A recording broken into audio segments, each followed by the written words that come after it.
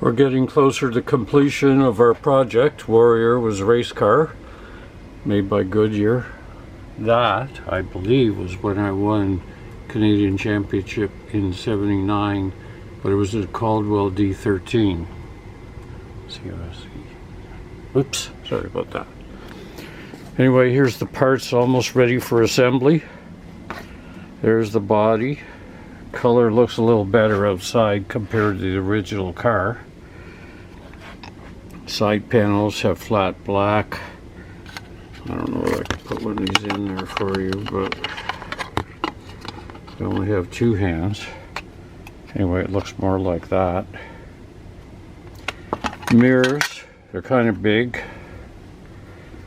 They're far enough forward so I didn't really have to turn my head to look back.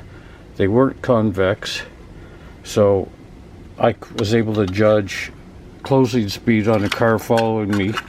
Then I'd know whether he was faking a pass or just actually had a legitimate chance. Back to the front end, slightly disassembled. Brackets down there, I need a poker. There's the upright and spindle, front bracket, other spindle, backing plate, brake drum, clutch pedal and master cylinder, brake pedals including a bias bar that actually works, throttle pedal. There's the seat. It didn't come out so good.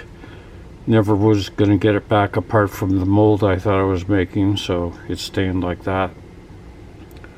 There is a tie rod, steering box. That's part of it, that little gear. There's my dash. There's my steering wheel. I got to show you the original. There it is. I got it back from a guy in Texas. As you can see, it's about 9 inches in diameter. And it took an ex-truck mechanic's grip to hang on to that thing when I had a steering ratio most likely like a go-kart. Not everybody liked it. There's the bolts. That one is equivalent to 1/2 inch, closer to 3/8, closer to 1/4. And if you want to be frustrated, you want to try to get a nut on one of these with your 2 fingers. 49 thou in diameter. There's the pivot point for the trailing arm, axle side shaft. There is rear brake drum, rear backing plate. This actually holds the the swing shaft onto the transmission. There's my clutch mechanism. Took me about an hour to make that spring so that little lever would return properly. My shifter had a very high ratio to travel from the push rod. I bent a fork once on my Caldwell, so when I made this shifter, it only moved about 1 inch from neutral into a gear, and I could pull on it as hard as I want and not bend any more shift forks.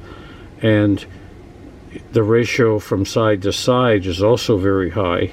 That's hard to visualize, but I could literally use the palm of my hand and cram it from second to third without making any effort to move it to the right. I just pushed it on an angle and it would go. Not that you used it hardly ever. Probably 2 times to make that one shift rod the same right length. 2 more to make this section okay. And 3 tries to make those U-joints function. I tried to get away without them. It wasn't working. I made something like this. Didn't work right. So I made them a little different. Now they work. There's the rear one. Sorry, I can't see at the same time. Anyway, I put the U-joints in phase, so when I did a harsh shift from second to third, I didn't get any torsional vibration. That's a joke. There's my rear push bar, left side brakes, left side trailing arm and push rod up to the shifter. This stuff is in 3 sections. Oh, hang on, I'll go up to the shocks first.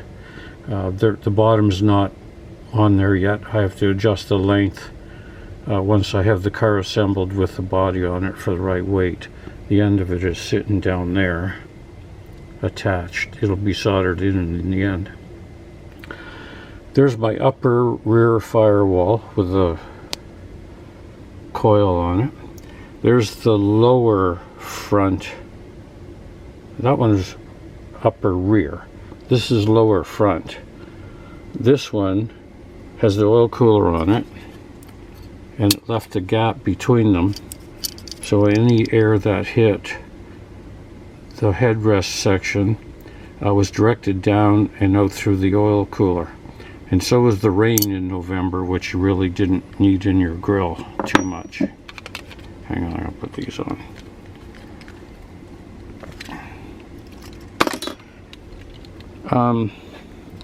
My tranny, and I try not to judge, probably will paint some of those screws so they show up a little more. I finally got the ribs on them.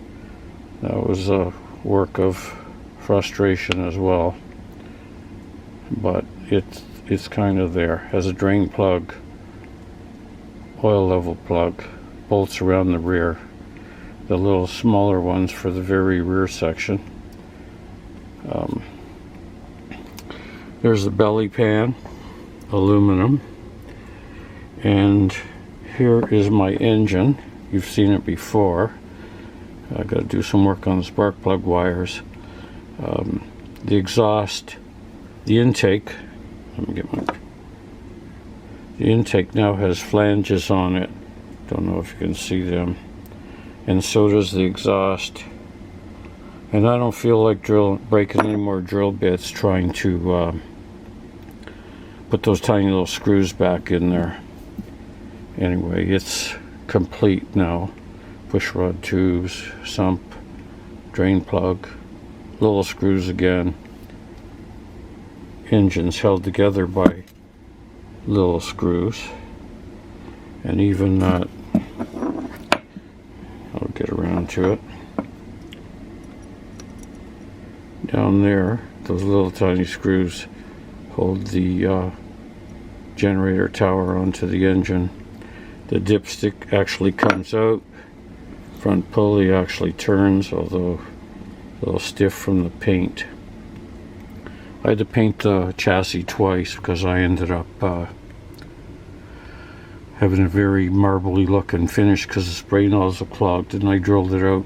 Not exactly the right way to go about it. Oh, missed my rear suspension. That's the droop travel. Push rods connect in up there. The pivots down there. The shock is adjustable. And these little bell cranks are my second iteration because I made some before. It actually went smoother than this time. And I put a wire through them so I could paint them. And they're somewhere in my empire of dirt that I haven't been able to find again. I might have knocked them down and lost them, and I probably will never see them again, which is okay, because it'll just frustrate me if I find them now. So there's the junk I play with all the time. I never put anything away because I might just need it while I'm still working on this turkey. There's some plans. I had to drag them out again to make some of the parts over again. Dremel, more tools, lots of garbage. Across the top, oops, there's that boat I made. It's got a chainsaw motor in it. It goes pretty good, over 40 miles an hour. Here's the top of my stuff. One of my son's welding helmet, which he hasn't used practically yet. I inherited a few of those, and I just moved the one to the front I want to use. There's my toolbox I got on sale. That's not really true. This is when I worked in a high pressure job. Never give up. It came in useful a few times. Here's some hand tools. Radio that doesn't work half the time because the bad signal. Nuts and bolts.